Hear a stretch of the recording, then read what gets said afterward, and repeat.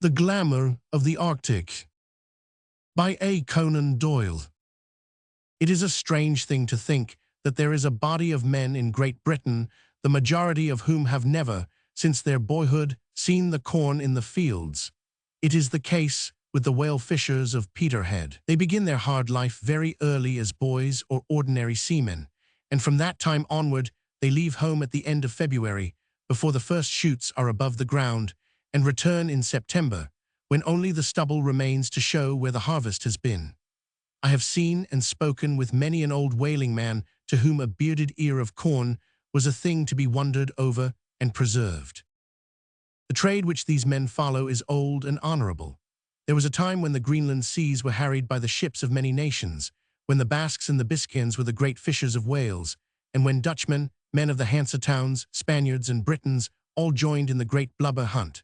Then one by one, as national energy or industrial capital decreased, the various countries tailed off, until in the earlier part of this century, Hull, Poole and Liverpool were three leading whaling ports. But again, the trade shifted its center. Scoresby was the last of the great English captains, and from his time the industry has gone more and more north, until the whaling of Greenland waters came to be monopolized by Peterhead, which shares the ceiling, however, with Dundee and with a fleet from Norway.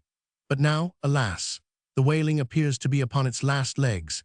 The Peterhead ships are seeking new outlets in the Antarctic seas, and a historical training school of brave and hardy seamen will soon be a thing of the past. The swivel gun. It is not that the present generation is less persistent and skillful than its predecessors, nor is it that the Greenland whale is in danger of becoming extinct, but the true reason appears to be that nature, while depriving this unwieldy mass of blubber of any weapons, has given it in compensation a highly intelligent brain.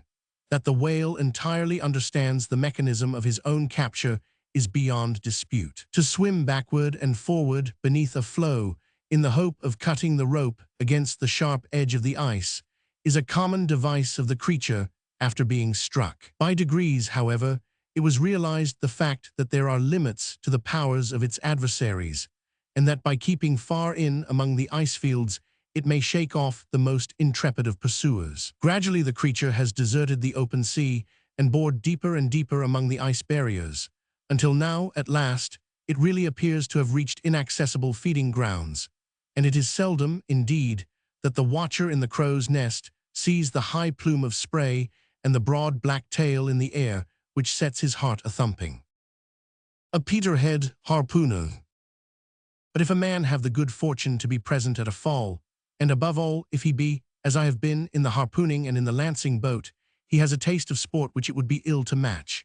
To play a salmon is a royal game, but when your fish weighs more than a suburban villa and is worth a clear £2,000, when, too, your line is a thumb's thickness of manila rope with 50 strands, every strand tested for £36, it dwarfs all other experiences. And the lancing, too, when the creature is spent, and your boat pulls in to give it the coup de grace with cold steel, that is also exciting. 100 tons of despair are churning the waters up into a red foam. Two great black fins are rising and falling like the sails of a windmill, casting the boat into a shadow as they droop over it.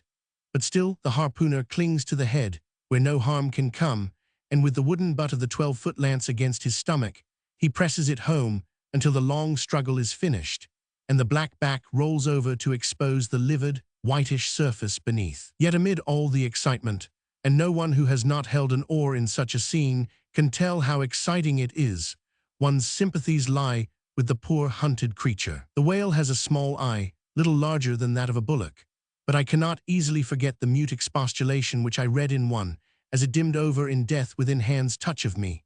What could it guess, poor creature, of laws of supply and demand? Or how could it imagine that when nature placed an elastic filter inside its mouth, and when man discovered that the plates of which it was composed were the most pliable and yet durable things in creation, its death warrant was signed? Of course, it is only the one species, and the very rarest species, of whale which is the object of the fishery. The common rorqual or finner, largest of creatures upon this planet, whisks its 80 feet of worthless tallow round the whaler without fear of any missile more dangerous than a biscuit. A Peterhead seaman, boat steerer. This, with its good-for-nothing cousin, the hunchback whale, abounds in the Arctic seas, and I have seen their sprays on a clear day shooting up along the horizon like the smoke from a busy factory. A stranger sight still is, when looking over the bulwarks into the clear water, to see far down, where the green is turning to black, the huge, flickering figure of a whale gliding under the ship. And then the strange grunting, soughing noise which they make as they come up, with something of the contented pig in it, and something of the wind in the chimney. Contented they well may be, for the finner has no enemies save an occasional swordfish, and nature, which in a humorous mood has in the case of the right whale affixed the smallest of gullets to the largest of creatures, has dilated the swallow of its less valuable brother, so that it can have a merry time among the herrings. The gallant seaman, who in all the books stands in the prow of a boat, waving a harpoon over his head, with the line snaking out into the air behind him, is only to be found now in Paternoster Row. The Greenland seas have not known him for more than 100 years, since first the obvious proposition was advanced that one could shoot both harder and more accurately than one could throw. Yet one clings to the ideals of one's infancy, and I hope that another century may have elapsed before the brave fellow disappears from the frontispieces, in which he still throws his outrageous weapon an impossible distance. The swivel gun, like a huge horse pistol, with its great oakum wad and 28 drams of powder, is a more reliable but a far less picturesque object. But to aim with such a gun is an art in itself, as will be seen when one considers that the rope is fastened to the neck of the harpoon, and that, as the missile flies, the downward drag of this rope must seriously deflect it. So difficult is it to make sure of one's aim, that it is the etiquette of the trade to pull the boat right on to the creature, the prow shooting up its soft, gently sloping side, and the harpooner firing straight down into its broad back, into which not only the 4-foot harpoon, but 10 feet of the rope behind it will disappear. Then should the whale cast its tail in the air, after the time-honored fashion of the pictures, that boat would be in evil case. But fortunately, when frightened or hurt, it does no such thing, but curls its tail up underneath it, like a cowed dog, and sinks like a stone. Then the bows splash back into the water, the harpooner hugs his own soul, the crew light their pipes and keep their legs apart, while the line runs merrily down the middle of the boat and over the bows. There are 2 miles of it there, and a second boat will lie alongside to splice on if the first should run short, the end being always kept loose for that purpose. And now occurs the one serious danger of whaling. The line has usually been coiled when it was wet, and as it runs out, it is very liable to come in loops, which whiz down the boat between the men's legs. A man lassoed in one of these nooses is gone, and 50 fathoms deep, before the harpooner has time to say, "Where est Jock?" Or if it be the boat itself which is caught, then down it goes like a cork on a trout line, and the man who can swim with a whaler's high boots on is a swimmer indeed. Many a whale has had a Parthian revenge in this fashion. Some years ago a man was whisked over with a bight of rope round his thigh. "George, man, Alex gone," shrieked the boat steerer, heaving up his axe to cut the line, but the harpooner caught his wrist. "Na, na, mun," he cried, "the oil money'll be a good thing for the widdy." And so it was arranged, while Alex shot on upon his terrible journey. The deck of a whaler. That oil money is the secret of the frantic industry of these seamen, who, when they do find themselves taking grease aboard, will work day and night, though night is but an expression up there, without a thought of fatigue. For the secure pay of officers and men is low indeed, and it is only by their share of the profits that they can hope to draw a good check when they return. Even the new-joined boy gets his shilling in the ton, and so draws an extra £5 when 100 tons of oil are brought back. It is practical socialism, and yet a less democratic community than a whaler's crew could not be imagined. The captain rules the mates the harpooners the boat steerers the line coilers, and so on in a graduated scale which descends to the ordinary seaman, who, in his turn, bosses it over the boys. Every one of these has his share of oil money, and it may be imagined what a chill blast of unpopularity blows around the luckless harpooner who, by clumsiness or evil chance, has missed his whale. Public opinion has a terrorizing effect, even in those little floating communities of 50 souls. I have known a grizzled harpooner burst into tears when he saw by his slack line that he had missed his mark, and Aberdeenshire seamen are not a very soft race either. The first sight of the whale. Though 20 or 30 whales have been taken in a single year in the Greenland seas, it is probable that the great slaughter of last century has diminished their number until there are not more than a few hundreds in existence.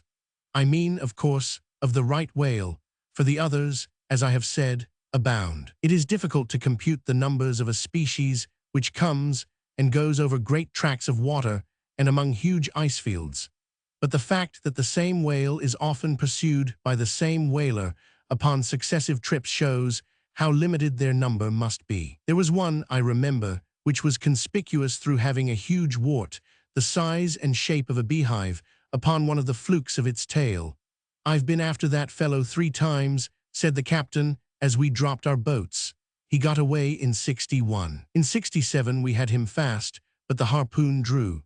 In 76 a fog saved him. It's odds that we have him now. I fancied that the betting lay rather the other way myself, and so it proved, for that warty tail is still thrashing the Arctic seas for all that I know to the contrary." I shall never forget my own first sight of a right whale. It had been seen by the lookout on the other side of a small ice field, but had sunk as we all rushed on deck. For 10 minutes we awaited its reappearance, and I had taken my eyes from the place, when a general gasp of astonishment made me glance up, and there was the whale in the air. Its tail was curved just as a trout's is in jumping, and every bit of its glistening lead-colored body was clear of the water. It was little wonder that I should be astonished, for the captain, after 30 voyages, had never seen such a sight. On catching it, we discovered that it was very thickly covered with a red, crab-like parasite about the size of a shilling, and we conjectured that it was the irritation of these creatures which had driven it wild. If a man had short, nailless flippers and a prosperous family of fleas upon his back, he would appreciate the situation. When a fish, as the whalers will forever call it, is taken, the ship gets alongside, and the creature is fixed head and tail in a curious and ancient fashion, so that by slacking or tightening the ropes, each part of the vast body can be brought uppermost. A whole boat may be seen inside the giant mouth, the men hacking with axes to slice away the 10-foot screens of bone, while others with sharp spades upon the back are cutting off the deep greatcoat of fat in which kindly nature has wrapped up this most overgrown of her children. In a few hours all is stowed away in the tanks, and a red islet with white projecting bones lies alongside and sinks like a stone when the ropes are loosed. Some years ago, a man, still lingering upon the back, had the misfortune to have his foot caught between the creature's ribs at the instant when the tackles were undone. Some eons hence those 2 skeletons, the one hanging by the foot from the other, may grace the museum of a subtropical Greenland or astonish the students of the Spitsbergen Institute of Anatomy. Apart from sport, there is a glamour about those circumpolar regions which must affect everyone who has penetrated to them. My heart goes out to that old, gray-headed whaling captain who, having been left for an instant when at death's door, staggered off in his night gear and was found by his nurses far from his house, and still, as he mumbled, pushing to the nor'ard. So an Arctic fox, which a friend of mine endeavored to tame, escaped, and was caught many months afterwards in a gamekeeper's trap in Caithness. It also was pushing nor'ard, though who can say by what strange compass it took its bearings? It is a region of purity, of white ice, and of blue water, with no human dwelling within 1,000 miles to sully the freshness of the breeze which blows across the ice fields. And then it is a region of romance also. You stand on the very brink of the unknown, and every duck that you shoot bears pebbles in its gizzard, which come from a land which the maps know not. George, man, Alex gone. These whaling captains profess to see no great difficulty in reaching the pole. Some little margin must be allowed, no doubt, for expansive talk over a pipe and a glass, but still there is a striking unanimity in their ideas. Briefly, they are these. What bars the passage of the explorer as he ascends between Greenland and Spitsbergen is that huge floating ice reef which scientific explorers have called the Pal-Eocrystic Sea, and the whalers, with more expressive Anglo-Saxon, the barrier. The ship which has picked its way among the great ice floes finds itself, somewhere about the 81st degree, confronted by a single mighty wall, extending right across from side to side, with no chink or creek up which she can push her bows. It is old ice, gnarled and rugged, and of an exceeding thickness, impossible to pass, and nearly impossible to travel over, so cut and jagged is its surface. Over this it was that the gallant Peary struggled with his sledges in 1827, reaching a latitude about 82 degrees 30, if my remembrance is correct, which for a long time was the record. As far as he could see, this old ice extended right away to the pole. Such is the obstacle. Now for the whaler's view of how it may be surmounted. This ice, they say, solid as it looks, is really a floating body, and at the mercy of the water upon which it rests.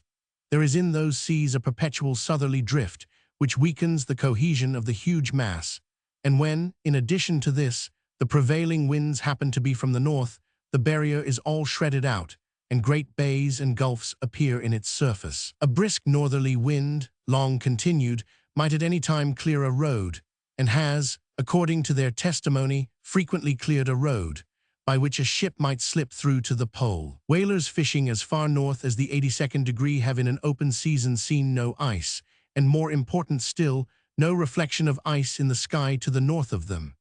But they are in the service of a company, they are there to catch whales, and there is no adequate inducement to make them risk themselves, their vessels, and their cargoes in a dash for the north. Splitting whalebone. The matter might be put to the test without trouble or expense. Take a stout wooden gunboat, short and strong, with engines as antiquated as you like, if they be but 100 horsepower. Man her with a sprinkling of Scotch and Shetland seamen from the Royal Navy, and let the rest of the crew be lads who must have a training cruise in any case. For the first few voyages, carry a couple of experienced ice masters, in addition to the usual naval officers. Put a man like Markham in command. Then send this ship every June or July to inspect the barrier, with strict orders to keep out of the heavy ice unless there were a very clear waterway. For 6 years she might go in vain. On the 7th, you might have an open season, hard, northerly winds, and a clear sea. In any case, no expense or danger is incurred, and there could be no better training for young seamen. They will find the Greenland seas in summer much more healthy and pleasant than the Azores or Madeira, to which they are usually dispatched. The whole expedition should be done in less than a month. Scraping whalebone. Singular incidents occur in those northern waters, and there are few old whalers who have not their queer yarn, which is sometimes of personal and sometimes of general interest.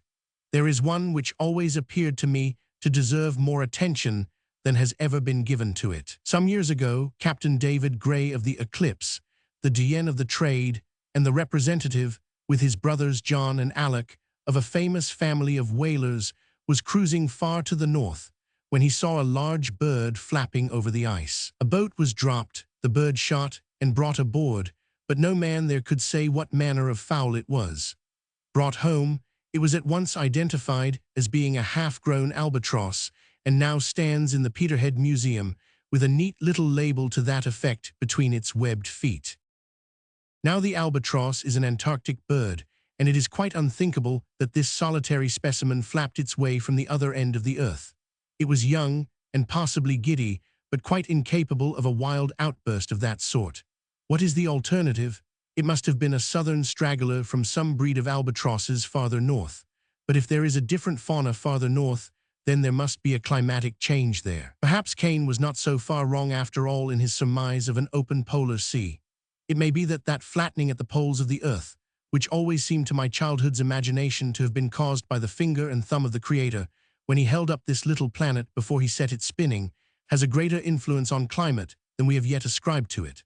But if so, how simple would the task of our exploring ship become when a wind from the north had made a rift in the barrier?